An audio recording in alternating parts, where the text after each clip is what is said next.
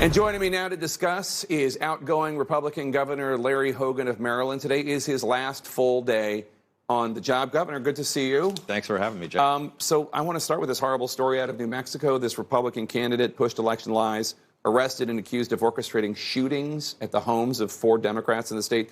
Obviously innocent until proven guilty, but at the end of the day, 4 lawmakers targeted violently. Is this part of a larger problem, do you think? Well, it sure sounds like it is. I mean, it's the inevitable end result of what's been years and years of toxic, angry, divisive politics that I've been kind of, talking about and expressing concern over for quite some time. I don't know the details of the case, but and obviously everybody's innocent until proven guilty. But the fact that we get to the point in America where these kinds of things are even potentially, possible. It doesn't make sense. I mean, we've got to do something about the broken politics. One of the lawmakers whose home was shot at, Democrat Javier Martinez, told CNN in this statement, quote, "We have seen far too much political violence lately, and all of these events are powerful reminders that stirring up fear, heightening tensions, and stoking hatred can have devastating consequences." Obviously, we saw this on January 6, 2021, the inevitable result of months and months of lying, convincing Trump supporters that something sacred was being stolen. I mean, false allegations, but still. How much do you hold Donald Trump responsible?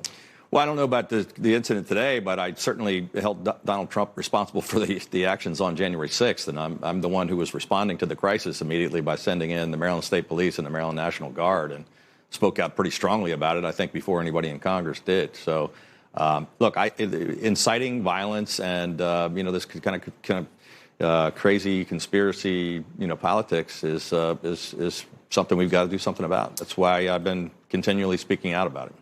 After the midterms, you said this about Donald Trump, quote, "I think it's basically the 3rd election in a row that Donald Trump has cost us the race, and it's like 3 strikes, you're out."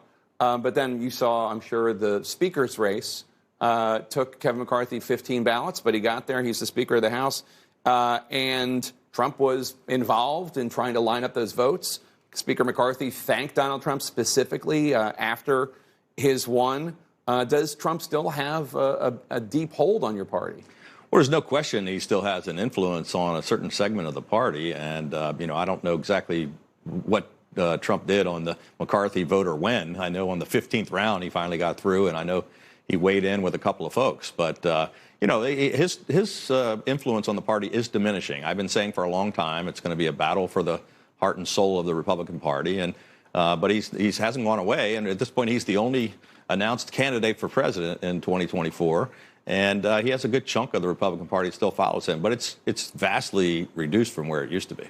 You're leaving office as a Republican governor in a largely Democratic state with an approval rating of 73%, according to a Washington Post poll from October.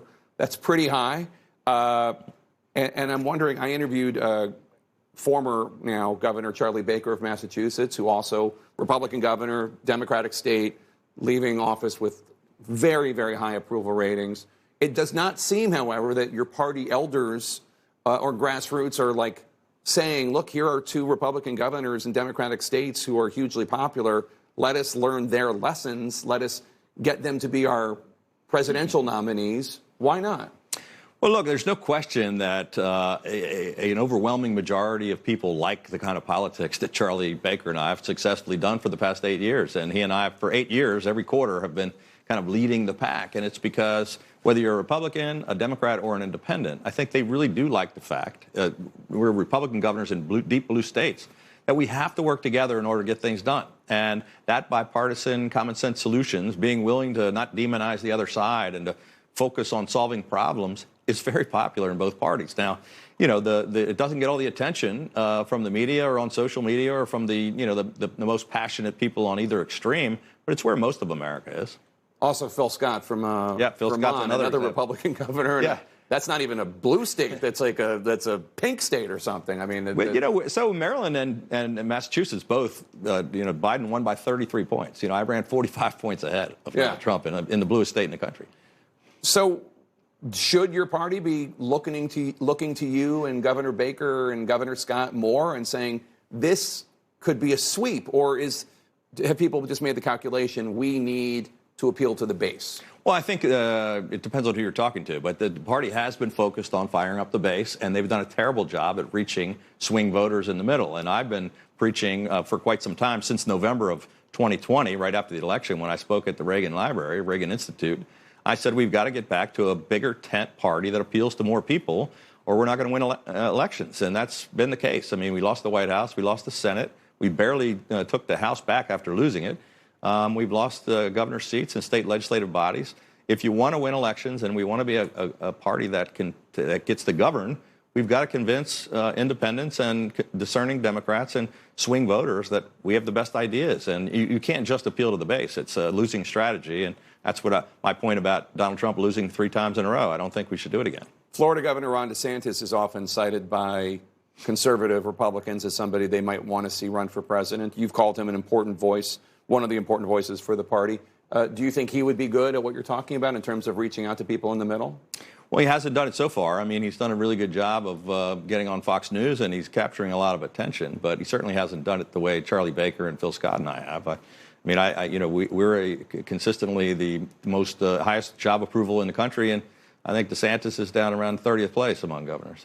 Is that because he's too focused on the base, too focused on red meat issues? Well, I just think that he is focused on the base, and he's doing pretty well with the base. But he's going to have to figure out a way, if he wants to have a political future beyond Florida, to appeal to a broader audience. Right after the midterms, you talked to my colleague Dana Bash. She asked you if you were thinking about running for president in 2024. You said you still had to do your day job until January 18th.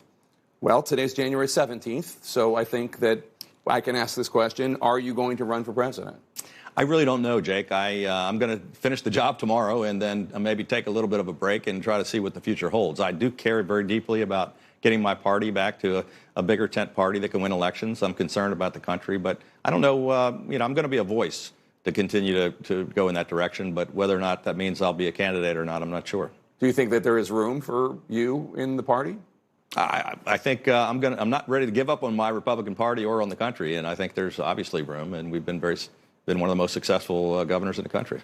Outgoing Maryland Governor Larry Hogan leaving office after 8 years with one of the highest approval ratings and no indictments that I know of. Yeah, no. Thank you so much, Governor. Good to see you.